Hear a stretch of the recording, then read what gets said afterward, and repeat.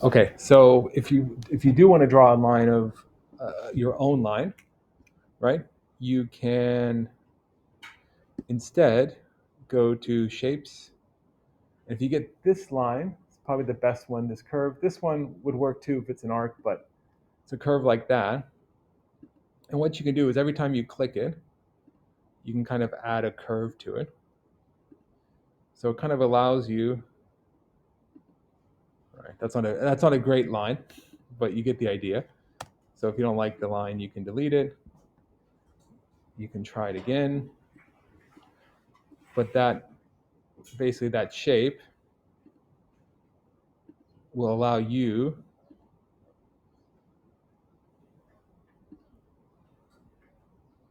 to kind of put in your own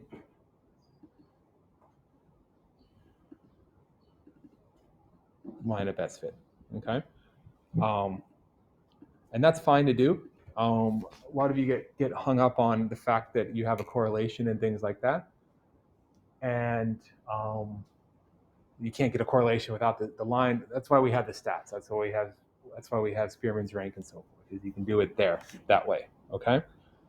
So that's a way you can use it to kind of stop letting Excel do the thinking for you. Okay.